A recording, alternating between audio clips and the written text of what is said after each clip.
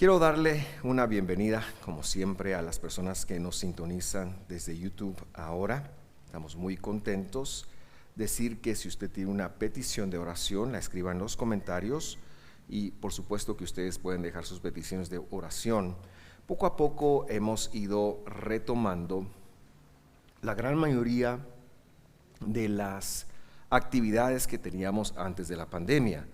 Por ejemplo, hoy miraba yo a las damas, cuando salió el anuncio de damas, estaba así como, dije yo, la vanidad de vanidad. No, hombre, es una forma de embellecer. Un hermano que una vez llegó a la iglesia, allá donde mi papá dijo, sepulcro blanqueado, dice, cuando alguien no se maquilla. Así que qué bueno, dama, que usted se pueda dar un tiempo para invertir en usted. Sin embargo, solo es un medio para que haya una conexión de algo que Dios quiere hablar a su corazón. Y así, ayer teníamos reunión de jóvenes, tenemos también, esta semana iniciamos un estudio los viernes por las noches. No iniciamos el estudio, sino iniciamos una transmisión del estudio en vivo los viernes por las noches a las 8 de la noche. Este primer viernes, creo que es 3 de marzo, ya estaremos allí. Conectémonos entonces con la palabra de Dios y recordemos que estamos en el segundo domingo de nuestra serie Enfrentando la Adversidad. Y la semana pasada hablábamos de qué es ser un cristiano desde la perspectiva bíblica y desde la perspectiva histórica, como lo fueron los creyentes de la ciudad de Antioquía. Aterrizamos en que en primer lugar eran completamente bíblicos, 100% bíblicos. Eso es ser un cristiano según la Biblia. En segundo lugar, hablábamos de que no entraban a una organización distinta o ajena a la Biblia, sino entraban a un pueblo que se sigue llamando Israel. Eran bastante comunicativos en tercer lugar, es decir, eran de promulgar su fe, de buscar a otros, proselitistas se le llama a esto, pero viendo que las elecciones en nuestro país se acercan, a veces la palabra proselitismo es un poquito asociado a la política, pero estas personas anunciaban el mensaje de Dios a los que Dios estuviera dispuesto a llamar.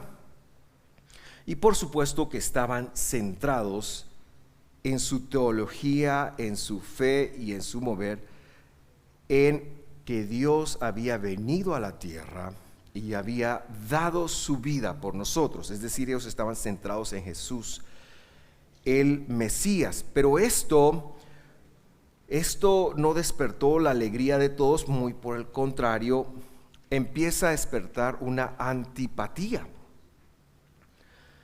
La Escritura narra históricamente una persecución, sobre todo en el libro de Hechos, del judeano no mesiánico, de la persona que vivía en Israel, especialmente de los líderes fariseos y especialmente los líderes saduceos, que no eran lo mismo. Narra una persecución hacia los judíos mesiánicos, es decir, a la congregación de Israel.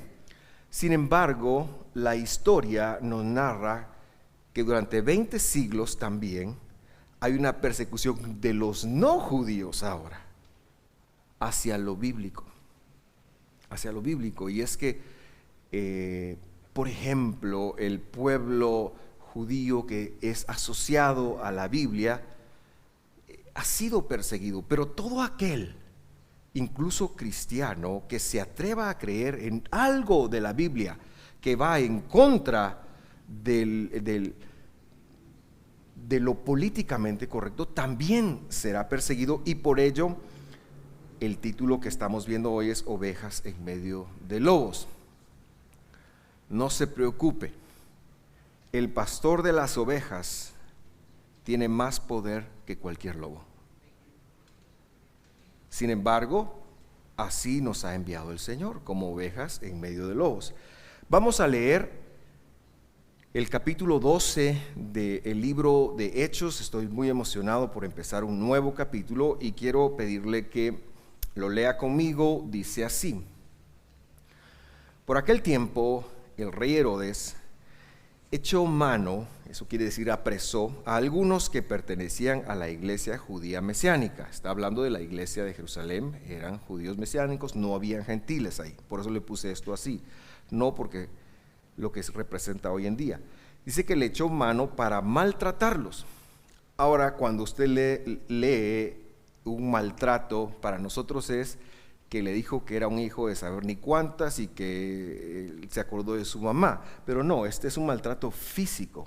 Este es un maltrato que incluso acabó con la vida de personas. O sea, para perseguirlos, para golpearlos, para humillarlos, etcétera, etcétera. Y la prueba de ello es el versículo 2, y ahí dice, hizo matar a Jacobo, el hermano de Juan. Ahora, leamos esto desde una perspectiva histórica también. En la Biblia se mencionan por lo menos 3 Herodes. Estaba Herodes, el que persiguió a los varoncitos en el nacimiento de Jesús, se conocía como Herodes el Grande. Estaba un segundo Herodes, que fue el que mandó a matar a Juan el Bautista, ¿se acuerda él? Es otro, no es el mismo.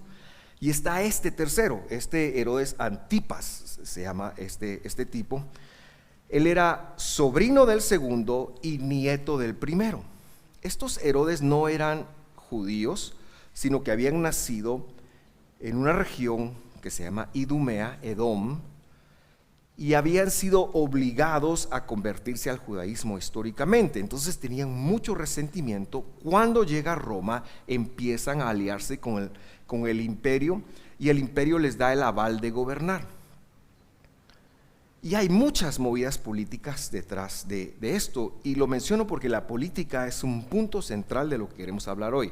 No se preocupe, no voy a hablar por quién votar. Sin embargo, este Herodes Antipas, el del libro de Hechos, este Herodes, él gobernó la provincia de Judea del año 41 al 44, es decir, lo que ocurre en el capítulo 12 ocurrió entre el año 41 y 44 de nuestra época. Antes de esto, Herodes salió exilado para Turquía, estuvo ahí un par de años y luego viajó a Roma. Y en Roma siempre hubo movimientos de tratar de conspirar contra el emperador. Este era amigo de un tal Calígula, quizás lo ha oído usted en los libros de historia, en contra de Tiberio, otro emperador, y entonces lo apresó, él pasó preso. Finalmente Calígula gana el poder y por deferencia a él, por su apoyo a él, lo devuelve a Judea para gobernar con el respaldo romano en la provincia de Judea. Entonces, este es una persona que tiene una cosmovisión política. Él no está haciendo, en primer lugar, una persecución religiosa. En el versículo 3 ya veremos quiénes sí lo están haciendo, pero él no está haciendo una persecución religiosa, él está haciendo una persecución política. Y esto se debe que en el siglo I, cuando Roma gobernaba, cualquier movimiento que hablara de un Mesías, de un caudillo, era perseguido por Roma. Del año 4 antes del año 0 al año 66, donde empieza la destrucción de Jerusalén, hubo en Israel 26 caudillos proclamados a Mesías. Esto lo registra la historia. Dentro de esos 26 estaba el Señor Jesús, que nunca fue un caudillo político, sino que él vino a otra cosa y que era y es y siempre será el verdadero Mesías. Ahí estaba. Lo que quiero decirle es que bajo la palabra Mesías había una persecución política. Este rey llega y oye que hay un movimiento mesiánico cristiano y lo va a perseguir políticamente. Esto es lo que está ocurriendo. El versículo 3 ya nos irá dando una luz distinta de cómo también esto se vuelve religioso. Pero lo que yo quiero que usted tenga claro es que la política de cualquier país del mundo, siempre ha ido en contra de lo bíblico, incluso en la Biblia. Cuando Dios saca al pueblo de Israel de Egipto, no puso un líder político, puso un líder espiritual. El líder político llegó a Israel con Saúl. ¿Se acuerda usted de Saúl? Primer rey. Ese fue. No salió bien. El segundo líder político que hubo en Israel se llamó David. Este hombre es una excepción a la regla y deja un legado a su hijo que medio salió bien, pero al final se corrompió. De ahí en adelante, incluso en la Biblia, usted va a encontrar una serie de reyes que iban en contra de lo bíblico, una serie de reyes que prometían, que llegaban, al poder, pero que todo lo que ellos hacían era ir en contra de los mandatos bíblicos del Señor que estaban dados en la palabra. Esto siempre fue así, incluso en la Biblia. Por supuesto, hoy en día, en el mundo que nos regimos, no importa si en Guatemala hemos tenido la experiencia de tener presidentes cristianos evangélicos y la persecución a la Biblia o la aceptación de la Biblia no ha menguado. Incluso la experiencia que dejan a veces ha sido peor. Yo no estoy diciendo que no vote por un evangélico, no estoy diciendo eso, pero lo que estoy diciendo es que la política en sí, mientras el Rey de Reyes y Señor de Señores no regrese a cambiar el sistema, la política estará en contra de la Biblia. No es el camino hacia arreglar. Es que la esperanza del mundo es la iglesia, somos nosotros, porque nosotros tenemos el mensaje de vida, el verdadero mensaje, el que cambia, el que transforma. Nosotros somos los representantes de Dios, y si nosotros no hacemos nuestro papel, a este mundo le va a ir mal, no le va a ir bien. Debemos de quitarnos la falacia de que si elegimos a un caudillo cristiano, evangélico, lo que sea, él va a componerla. Eso no se va a componer hasta que Jesús no regrese. Está dicho y está profetizado en la Escritura. Dicho sea de paso, que Dios nos dé sabiduría para elegir personas que obren de acuerdo a Él. Romanos 12:1 no está en las notas, o 13:1, perdón. Es un versículo que se usa mal para las personas que digan, no, si está ahí en eminencia, Dios lo puso y hay que someterse. Lo voy a buscar para leerlo porque no quiero hablarle cuentos, pero ahí ya me estoy saliendo del bosquejo que tenía. Entonces lo leo muy rápidamente, solo para darle un cierre a lo que estoy diciendo ahora mismo. Dice: se someta toda persona a las autoridades superiores. Sométase toda persona a las autoridades superiores, porque no hay autoridad sino de Dios, y las que son por Dios son ordenadas. Dice ahí, ¿verdad?, que queda en su mente: si alguien es autoridad, tengo que someterle. Y si alguien me dice que rompa la Biblia, y si alguien me dice que quebrante la Biblia, tengo que someterme. Sería lo que tendríamos que leer de acuerdo ahí. Pero ahí no dice eso. No lo traducen así, pero la Biblia dice: sométase toda persona a las autoridades. No hay autoridad si no está de parte de Dios. Eso dice la Biblia, y eso es distinto. ¿Qué quiere decir eso? Cuando una persona que está en eminencia está por avalar lo de Dios, esa persona tiene la autoridad de Dios. Si un gobierno político, sea el que sea, viene y trata de forzar a usted o a mí a quebrantar la palabra de Dios, no tiene la autoridad de Dios. Eso es lo que está diciendo. Si no está por Dios, no tiene la autoridad de Dios, aunque esté allí. Dicho esto, en la política se protege intereses, en la política se maneja quizás por el hecho de recibir un poder, y muchas veces un poder discrecional, y muchas veces un poder discrecional casi todopoderoso, se maneja lo peor del humano, del corazón humano.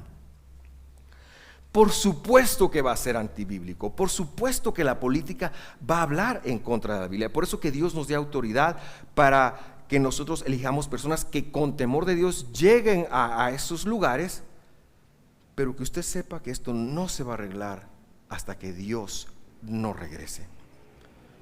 En el caso de este señor, su primera aparición que vemos en el libro de Hechos es matar a Jacobo. Jacobo era hermano de Juan, estuvo presente en todo el ministerio de Jesús. Una vez la mami de Jacobo y la mami de Juan, lo estoy diciendo burlescamente por supuesto, llegó y le dijo a Jesús: Señor, yo quiero que mis dos hijos se sienten uno a tu derecha y otro a tu izquierda cuando vengas en tu reino. ¿Qué le estaba diciendo? Yo quiero que estos dos sean los jueces de todo el mundo.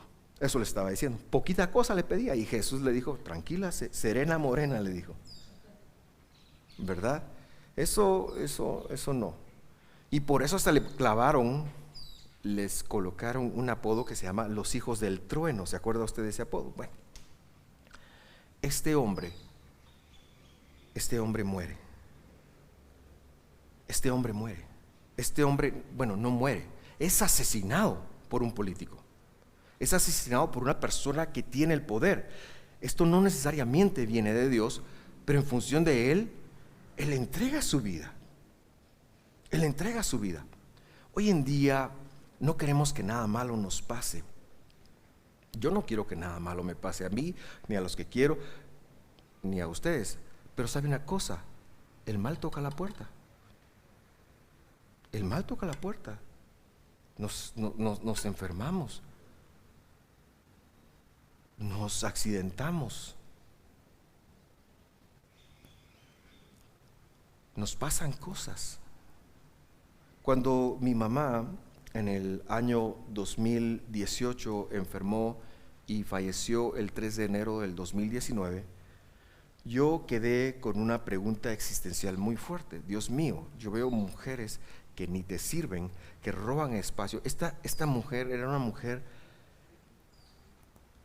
yo obviamente es mi mamá, y algunas veces he contado algunas intimidades desde acá, pero mi mamá era una sierva de Dios, era una persona que le servía a Dios como pocas personas que yo he conocido en la vida, que tenía un deseo y una pasión y que amaba a Jesús. El amor por Jesús que yo tengo es herencia de mi madre, y que mantenía a mi papá, ¿cómo se dice? Bien chequeado, bien firmes, en el sentido teológico me estoy refiriendo. Pero se fue. Y se fue, queridos hermanos, y ha sido un proceso conectarlo, porque era el tiempo que se fuera. Porque Dios dijo: hasta acá. Eso le pasó también a Jacobo. Yo le abro mi corazón con cosas muy serias. Mejor, como ya lo veo con cara de que pastor, que no se vaya a poner a llorar, ¿verdad? Vamos a seguir leyendo. Versículo 3 dice: y viendo que esto agradaba a los judíos, ahora son los judíos no mesiánicos, por supuesto, hizo arrestar también a Pedro. Esto sucedió durante los días de panes sin levadura. Por supuesto que esto iba a agradar. ¿A qué judíos agradó? A los que controlaban el grupo más pequeño del judaísmo, de la nación judía del siglo I, se llamaban los saduceos, pero ellos controlaban el templo. Dice que habían 10,000 saduceos,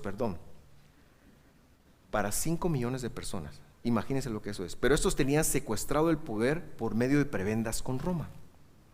Así que por supuesto que les agradó, porque se perpetuaban en el poder.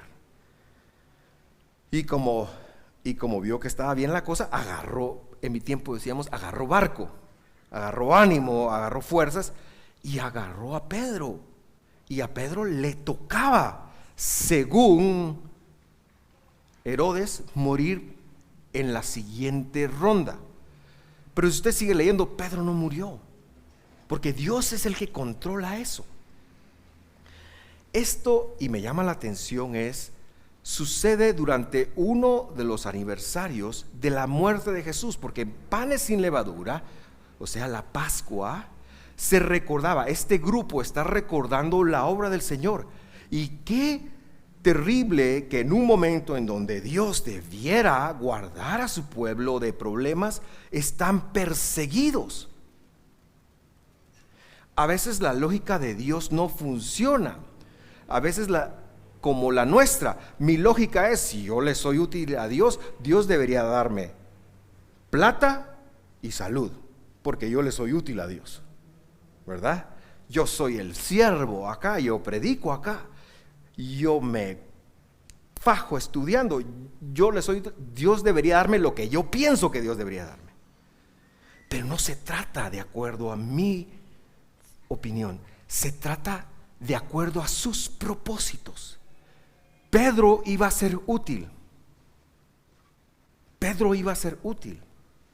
Muchas preguntas salen de este momento importante para la congregación. ¿Dónde está Dios, por ejemplo?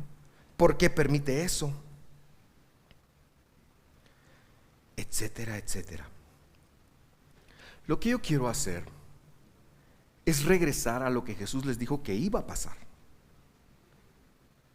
¿Y cómo podemos nosotros hacer para conectar, ser personas de propósito divino y seguir en la senda que Dios nos ha marcado? Hay mucho que hablar, no se asuste usted, no se asuste. Así que si yo no le soy útil a Dios, no se asuste por eso. No, por ahí no va el tema por ahí. Pero ¿sabe qué? Sea útil para Dios. Asústese por no ser útil para Dios. Eso sí lo debería de asustar. Vamos a regresar entonces a una lectura que está en Marcos capítulo 13. Muy interesante, y yo le quiero decir cuál es el contexto en lo que usted lo busca. En Marcos capítulo 13 se ha prestado la interacción de Jesús con los discípulos a dos preguntas. Número 1, ¿cuándo regresarás? Esa es la primera pregunta. Y número 2, ¿cuándo será destruido el templo? Esas son las dos preguntas que Jesús va contestando intercambiadamente. O sea, es decir, no lo hizo como nosotros sino Él va contestándolo paso a paso. Si usted quiere saber un poquito más de eso, yo lo acabo de enseñar, creo que está en el estudio 74, 71 por ahí, de Marcos. Visite YouTube, búsquelo. Si usted quiere saber más de qué responde qué, eso está ahí. Pero acá Jesús le está diciendo la respuesta a esas dos preguntas. ¿Cuándo va a pasar lo del templo y cómo lo van a vivir ellos? Le está hablando de los próximos 30, 40 años, y también le está hablando de cuándo va a regresar Él. Así que leámoslo. Les dice: pero ustedes estén alerta, porque los entregarán a los tribunales y serán azotados en las sinagogas y comparecerán delante de los gobernadores y reyes por mi causa, para testimonio de ellos. Yo quiero decirle, hermano, que si yo hubiera sido un discípulo de Jesús en este momento, quizás pongo mi carta de renuncia. Con lo que voy a leer, pongo mi carta de renuncia y me voy a hacer otra cosa. Hoy en día se tiene la mentalidad de que si yo soy cristiano me debe de ir bien. Una mentalidad que es: yo soy un hijo de Dios, soy el príncipe, soy la princesa del Señor. Hay que tener mucho cuidado con eso, porque me meto a una cultura de merecimiento. Yo me merezco que, como soy el príncipe, y la Biblia ya no dice eso. La Biblia sí dice que soy su hijo, y si Dios es rey, yo soy príncipe. Así, ese ya empieza a ser un razonamiento humano, y entonces ya lo que sigue después de eso es: me merezco A, B, C y D. Pero aquí a estos príncipes Jesús no les está diciendo eso. Yo sé que usted vino aquí a que le hablara bien. Le estoy hablando bien, y lo voy a dejar con una señal de esperanza y de fortaleza y de poder. Pero aguánteme la casaca, porque esto hay que saberlo. Verso 10. Uy, hasta se me está yendo la voz. Pero primero dice, el evangelio debe ser predicado a todas las naciones. Sigamos leyendo. Versículo 11, cuando los lleven y los entreguen, no se preocupen de antemano por lo que van a decir. Eso lo vivieron en el capítulo 12, sino que lo que les sea dado en aquella hora, eso hablen, porque no son ustedes los que hablan, sino el Espíritu Santo, el poder de Dios obrando en ustedes. Verso 12, el hermano entregará muerte al hermano y el padre al hijo. Cuidado con nuestros hijos, no son mentiras. Y los hijos se levantarán contra los padres, ingratos, y les causarán la muerte. Versículo 13, y ustedes serán los más populares en Facebook, Insta y YouTube. ¿Qué dice ahí? Ustedes serán odiados.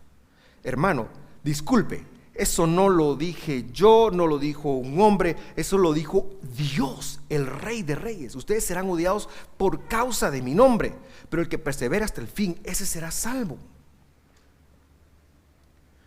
Lo que percibo con esta charla, hermanos, es que dejemos de buscar la aprobación de las personas y empecemos a buscar la aprobación del que sí vale la pena. Y el único que sí vale la pena que nos apruebe es Dios. Eso no quiere decir que usted tiene que vivir, yo voy a hacer lo que se me dé la gana porque como solo estoy buscando la aprobación de Dios. No, eso es muy cuidado, tenemos que tener mucho cuidado eso, porque esto nos lleva a ser un testimonio para las personas.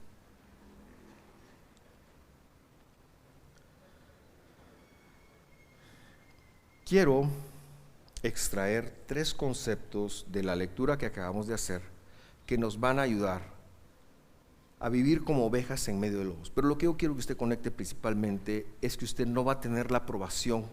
Si alguien lo desaprueba por ser bíblico, esa persona o ese ente es anti Dios. Quiero que usted conecte eso. Si alguien a usted lo desaprueba por cumplir la Biblia, por venir a la iglesia, por diezmar, por ofrendar, por amar, por perdonar, si lo ridiculizan por ser un aleluya, si hablan mal de usted y todo eso negativo que se oye afuera de los que perseguimos a Dios, quiero que sepa que esa persona es un lobo, no viene de Dios, es lo natural del sistema. Y usted no debe de guiarse por la aprobación de ellos. De la misma manera, quiero que conecte que aunque haya un lobo que sea más poderoso que la oveja, el pastor es Dios Todopoderoso y Él tiene una vara, Él tiene un cayado, Él tiene una protección, Él tiene un redil para nosotros, Él tiene un cuidado, Él tiene un vendaje, Él tiene una restauración para nosotros. En sus manos estamos y en sus manos somos seguros y vamos a vivir de esa manera. No se achicopale, no tema usted servir a Dios. Así que 3 cosas. Todo lo que vivimos es un testimonio. Es un testimonio especialmente para los que no conocen a Dios. El verso 9 ha dicho que seremos afligidos, avergonzados quizás, cuestionados, menospreciados, burlados por causa de Él. Ahora, si usted sufre por causa de sus malos errores, esta no es su prédica. No estoy hablando de nuestros errores, no estoy hablando de que por haber cometido errores suframos. No, estoy hablando intencionalmente de que por servir a Dios se nos persiga. Pero la pregunta que hemos de hacernos esta mañana es, perdón, hermano, estaba hablando muy rápido. ¿Es tu vida una carta de testimonio para que otros puedan ver a Jesús? Por favor, privadamente y honestamente, contéstese eso. ¿Es tu vida un testimonio para otros de Jesús? Y no porque tú hagas como hacíamos en nuestra juventud. Alguna vez, no sé si usted hizo eso, yo hice esto, entré a McDonald's perdón por el comercial, y empecé a dar testimonio con otros y llegó el gerente y nos sacó. Entonces yo tenía la satisfacción porque íbamos con un par de amigos gringos que tenían esa pasión de evangelizar. Yo estaba avergonzado, pero cuando salí yo estaba, estoy sufriendo por Cristo. No, hermano, yo estaba sufriendo por tonto. Porque es propiedad privada. Yo estaba violando la propiedad privada. Tengo que encontrar otra manera de hacerlo. No, yo estoy hablando de que Dios te dice un mandamiento en la Biblia escrito que debes de vivir así, y cuando a otros no les parezca eso. ¿Es tu vida una carta de testimonio de Dios en ti? Es lo que debiera de ser. Para eso fuiste salvo. En lo que haces, en tus negocios, en tu familia, en la patria. Dios te ha puesto como un testimonio, en la adversidad, en la felicidad, en todo. Nuestra vida debiera reflejar lo que está escrito. Quiero ser bien enfático en eso. No es, si Dios es amor, yo voy a reflejar lo que yo pienso que amar es. No funciona así. Es lo que la Biblia dice que es amar. Si voy a ver temas de comida, no es lo que yo, como soy glotón, me controlo, ya les hablé un poquito de eso, ¿verdad? Ya me estaban regañando el otro día. No, es lo que Dios dice, lo que está escrito, lo que está escrito, lo que está escrito. Número 2, vamos rápido. El verso 11 dice, no se preocupen. Y yo te digo a ti, Dios proveerá. Dios te ha dado el poder del Espíritu Santo para que regreses al primer concepto y seas testigo. Y para que vivas peleando victoriosamente y ganando cualquier preocupación, ansiedad, estrés y todo lo que te aflige para dar testimonio. Y si lo haces así, esto se verá en el resto de tu vida. Esto se evidenciará en el resto de tu vida. Pero no le demos vuelta para hacerlo al revés. ¿Qué quiere decir eso? Que por las cosas perecederas, que por las cosas que se quedan cuando nosotros morimos acá, nosotros nos estresemos, nos aflijamos y nos estemos malmatando. No está hablando de eso. Está hablando de que en medio de la persecución, de la aflicción, estés tranquilo, tienes el poder de Dios para trascender. Y yo sé que mucho de esto queda un poquito confuso en la mente, pero lo que te estoy tratando de dar a entender es que en tu ambiente, en tu casa, en tu trabajo, en donde estés, tú sirves a Dios, tú representas a Dios, haz las cosas como Dios manda, como Dios dice. Eso genera estrés. Dios te va a dar la fuerza para responder a todos y cada uno de esos, y por supuesto todo lo demás viene incluido, porque la Biblia enseña, el Mesías lo enseña, buscad primeramente el reino de ¿quién? Y su palabra. Y todas estas cosas, hablando de lo que nos estresa por trascender aquí en la tierra, serán añadidas. Esa palabra es importante. Serán añadidas, serán añadidas. Y ahí vas a ver a Pedro. Le añadieron libertad. Pedro lo dejamos preso hoy, lo vamos a dejar preso una semana. En la Biblia solo estuvo preso una noche. Pero la otra semana vas a ver cómo Dios lo liberta, porque a Dios no hay cerrojo que pueda con él.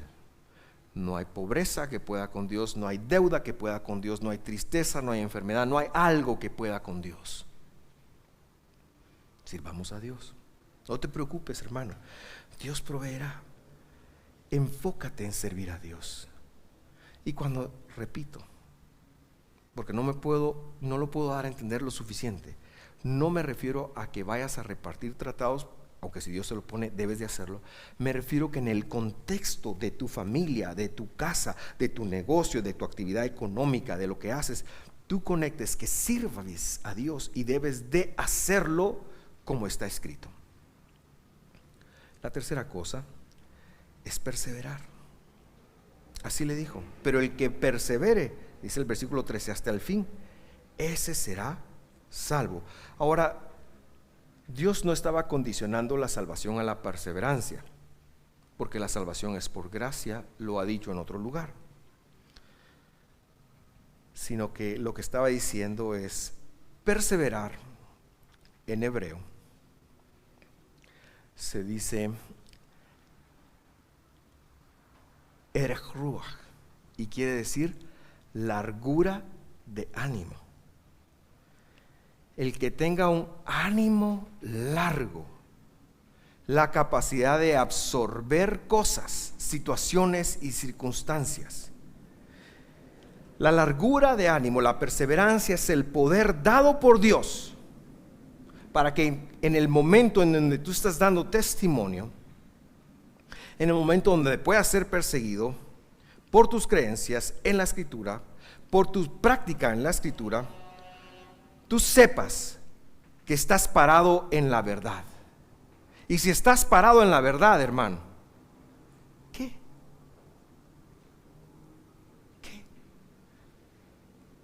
Ahora le hablo de mi mamá, otra vez. Mi mamá tenía un susdicho y me caía mal porque lo probaba cada vez. Cuando yo te digo que la mula es parda, es porque tengo los pelos en la mano, decía ella. No sé si ustedes los usan con sus hijos. Yo no lo usé con mis hijos porque me caía mal. Quiere decir que cuando yo te digo que algo es así, es porque yo ya lo viví, ya lo experimenté. Porque la verdad te da solvencia. Y si estás parado en Cristo Jesús, estás parado en la verdad. Si estás parado en la Escritura, estás parado en la verdad. No importa qué pase. Pueden que vengan ríos, pero no te vas a caer. Puede que vengan vientos, pero no te vas a caer. El único destino posible para alguien que está parado en la verdad es hacia adelante, es hacia el frente, es al llamado, al propósito de Dios para su vida. Ese es el único destino para los hijos de Dios. Nosotros no vacilamos, nosotros no nos avergonzamos, bueno, tal vez sí un poquito, pero no nos asustamos ante las cosas. A veces hay curvas que vivimos en la vida. Pero si tú eres creyente verdaderamente, nunca has perdido la esperanza que Dios hiciera algo en medio de eso, sino que hubo un día después. Cuando tú pensabas que no había mañana, hubo mañana. Cuando tú pensabas que algo pudiste seguir viviendo. Y yo lo hablo incluso de la muerte. Cuando mi mamá falleció, ahora puedo hablar un poquito al respecto de esto. Yo nunca había sabido que era la pérdida de un familiar tan cercano. Y me golpeó, hermano. Me golpeó, me hizo cuestionarme. Usted no sabe cuántas cosas. Y fue una época muy difícil. Hasta tuve que hablar de ello con alguien. Es difícil. Pero después de eso que yo no comprendía, que no asimilaba, hubo mañana. Hubo una esperanza, hubo un camino, hubo Dios, un acompañamiento de Dios, que su largura de ánimo se quedó conmigo. Así que no se trata de ganarte tu salvación, se trata de aprovechar la largura de ánimo de Dios. La largura de ánimo de Dios. La Biblia dice que Dios tiene la nariz larga, fíjese. Eso usted nunca ha leído, ¿verdad? Dice que es corto, largo para la ira, dice. Pero la Biblia literalmente dice nariz larga. ¿Por qué razón? Porque en el momento en que Él haga, estamos fulminados. Un soplo de una de las fosas nasales de Dios barrería el universo completo. Ese es el Dios tan poderoso que servimos. Así que nosotros recordamos ser una hoja de testimonio. No te desanimes, hermano. El poder de Dios te lo ha dado. Si tú eres salvo, tienes el poder de Dios para enfrentar la vida. Y número 3, vamos a tener un ánimo que va a alcanzar. No te desanimes. No te desanimes. Hay mañana. Hay mañana. Y como me lo dijo un custodio mexicano a mí una vez en el norte de México, lo único que no tiene arreglo es la muerte para la persona que se muere. Porque ahí será entre él y Dios, o entre ella y Dios.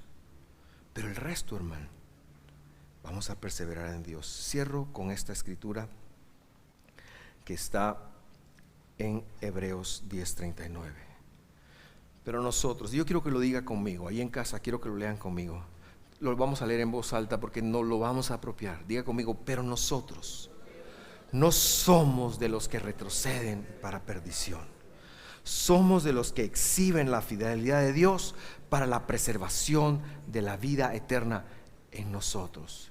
Nosotros somos de los que tomamos la enseñanza de Dios y la practicamos. Eso es exhibir la fidelidad de Dios. Eso es lo que quiere decir creer en la Biblia. Tomar la enseñanza de Dios y practicarla. Somos de los que exhibimos la fidelidad de Dios para la preservación de la vida. Vida en la Biblia no tiene fin. No tiene fin. La palabra Jai quiere decir vida, no tiene final. Por eso decimos vida eterna. Amén. Oremos. Mi buen Dios, gracias por estar con nosotros. Que aunque hoy sepamos, y está escrito, que nos has enviado a un mundo que nos es opuesto, que nos es contrario, a un mundo que está en contra de ti, nosotros entendemos, Señor, que estarás con nosotros y que en medio de todo nos darás siempre la victoria. La victoria para trascender, la victoria para seguir. Señor, nosotros no somos de los que retroceden. Señor, somos de los que estamos dispuestos a vivir tu palabra.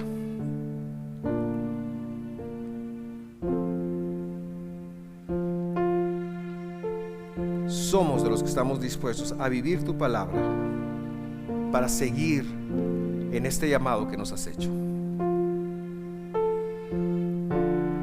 Señor, los que estamos acá no somos de los que vamos a volver atrás. Somos de los que vamos a trascender. Nosotros no somos de los que nos vamos a volver atrás. Sabemos quién nos llamó. Conocemos de su fidelidad. Y aunque a veces toca atravesar valles de sombra y de muerte, no tememos mal alguno, Señor, porque tú estarás con nosotros. Tu vara y tu cayado, más que infundirnos aliento, nos conducen hacia ti, Señor. Nos conducen hacia ti. Nos conducen hacia ti. Es tu poder el que nosotros disfrutamos en nuestras vidas. Tenemos tu poder para atravesar cualquier circunstancia y seguir siendo testigos y seguir siendo testimonios, Señor. Si a veces no lo hemos conectado, Señor, te pedimos tu ayuda. Te pedimos tu ayuda en cada situación y en cada circunstancia. Ayúdanos a entender, Señor, que no estamos aquí para ser principitos y princesas que vayan a dominar el mundo, sino estamos aquí para servirte, porque tú tienes un pueblo, pero que en ser tu siervo, Señor, nosotros tendremos el mayor de los tesoros, la mayor de las recompensas, porque un día también heredaremos la vida eterna. Un día también viviremos para siempre. Un día también viviremos sin límites. Disfrutamos esta vida temporal que nos has dado y cada uno de los retos que representa. Gracias por hacernos vivir en Guatemala, por hacernos vivir acá. Gracias por las familias que nos has dado. Gracias, Señor, por nuestros padres, donde quiera que estén. Gracias, Señor, por cada una de las personas que tú has puesto a nuestro alrededor y que colaboraron en nuestro desarrollo. Señor, pero hoy queremos tomar propósito.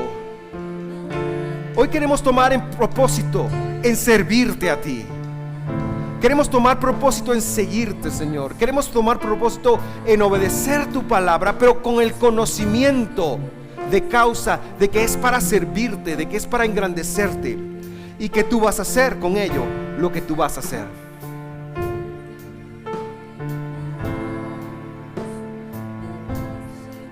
Ayúdanos, Señor, en esta guerra, en esta lucha.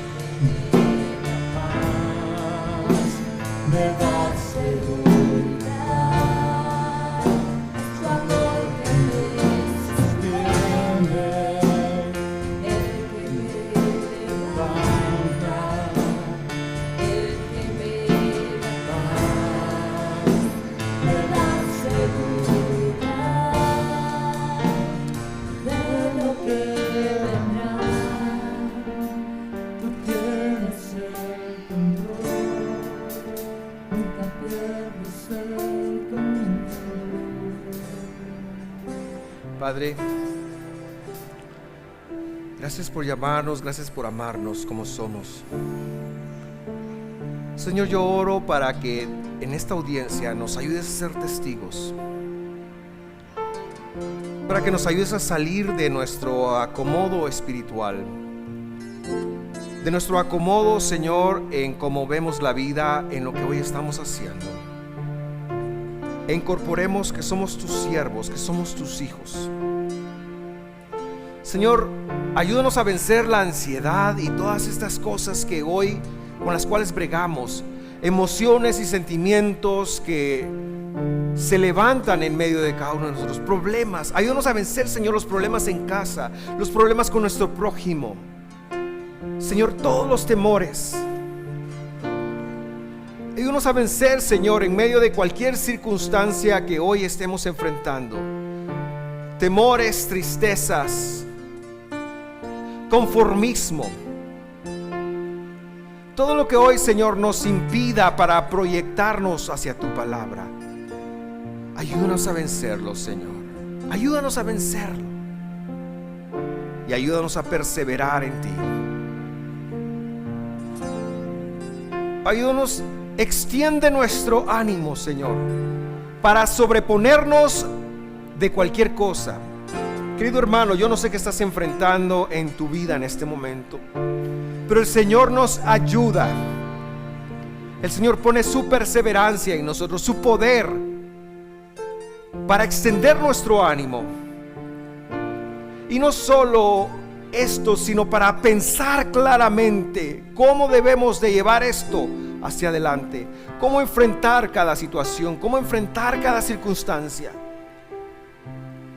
Hermano, permite que el Señor obre en tu vida, porque esta oración es muy bíblica y Él la va a responder. El Señor está contigo y Él trasciende en medio de tus temores, en medio de la ansiedad, en medio de la incertidumbre, en medio de los conflictos que puedas estar enfrentando. El Señor está contigo, Él no te va a dejar. Y nosotros nos proyectamos hacia la meta del supremo llamamiento. Padre, en el nombre de Jesús, pedimos tu fortaleza, tu fuerza para enfrentar, para vivir como tú vives, como tú nos pediste, para hacer ese testimonio, Señor, para traer restauración en nuestras familias, para traer restauración a tu modelo, incluso en nuestras mentes, incluso a nosotros como personas. Señor, haznos completos, complétanos esta mañana en ti, Señor, en el nombre de Jesús. Si alguien no ha recibido a Jesús a su corazón, hoy es un buen momento para hacerlo. Yo quiero que repita esta oración después de mí, y luego con esa misma fuerza nos ponga o un comentario o venga a hablar con nosotros para saber de qué se trata eso. Si Dios está llamando, tú lo sabes hoy. Si Dios está llamando a servirle, tú lo sabes hoy. Padre que estás en los cielos, yo me presento acá. Padre, que cada persona que hoy pueda estar recibiéndote lo haga con la certeza de que tú lo amas, y que pueda empezar con esta oración. Señor Jesús, perdona mis pecados, escribe mi nombre en el libro de la vida. Yo confieso públicamente que tú viniste a la tierra, te hiciste como uno de nosotros, viviste sin pecado acá, moriste en un madero, pero 3 días después tú te levantaste. Tengo esa certeza, lo sé ahora porque tú lo estás poniendo en mí. Quiero ser tu hijo y te quiero seguir. En el nombre de Jesús. En el nombre de Jesús. Si tú hiciste esta oración por primera vez, por favor deja un comentario. Por favor, habla con alguien aquí en la iglesia, un servidor, conmigo al final del servicio. Y para cumplir una promesa también te pido, Señor, que tú bendigas a Luisa Fernanda Hernández, la hija de Gladys, que cumplió años este año también, este mes también. Tenla bien en el nombre de Jesús. Les abrimos nuestros brazos para que vengan también a casa, en el nombre de Jesús. Amén y amén. Con ustedes les recordamos ver nuestros anuncios de esta semana para conectarse a nuestras actividades, para asistir. Les mandamos un abrazo fuerte y los esperamos el próximo domingo.